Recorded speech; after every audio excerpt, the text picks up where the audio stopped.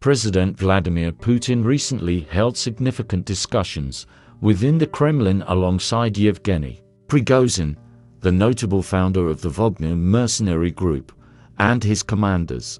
These high-level talks centered around the audacious armed mutiny that the Wagner group attempted against the army's top brass. Dmitry Peskov, the official spokesman for the Kremlin, confirmed that the meeting took place on June 29th.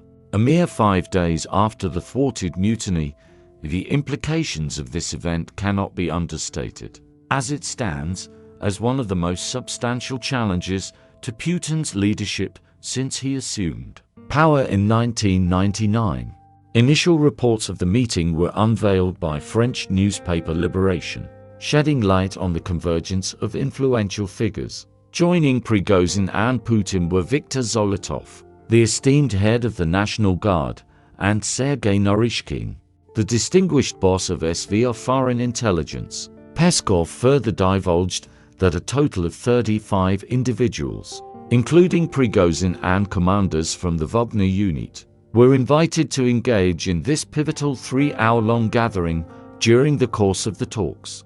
President Putin provided a comprehensive assessment of the Wagner Group's actions on the front lines, specifically focusing on their involvement in the special military operation in Ukraine. Furthermore, the discussions delved into the events that unfolded on June 24th, the fateful day of the mutiny. Peskov emphasized President Putin's attentive listening as the commanders explained their perspectives on the incident.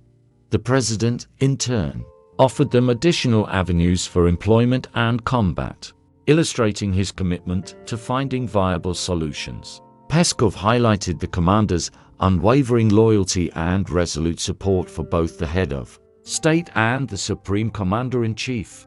Their dedication to continuing the fight for the motherland was passionately reaffirmed, underscoring their unwavering stance as ardent supporters and valiant soldiers. The brevity of the mutiny, spearheaded by Prigozhin, resulted in the Wagner fighters briefly gaining control over Rostov-on-Don, a pivotal southern city, as well as a crucial military headquarters building. However, the crisis was successfully diffused through a skillfully brokered agreement with Belarusian leader Alexander Lukashenko, drawing a historical parallel. President Putin likened these events to the tumultuous period preceding the 1917 Russian Revolution, expressing his heartfelt gratitude to the army and security services for averting chaos and the perils of civil war.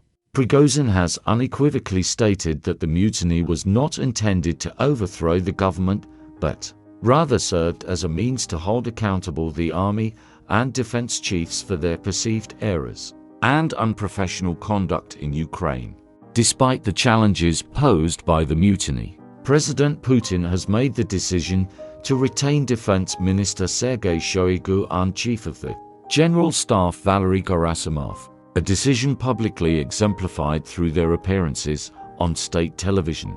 This steadfast choice stands in contrast to Prigozhin's appeals for their dismissal. As part of the agreement reached to bring an end to the mutiny, Prigozhin was expected to depart for Belarus. However, recent revelations by Lukashenko have shed light on Prigozhin's return to Russia, indicating that Wagner fighters have not yet availed themselves of the offer to relocate to Belarus.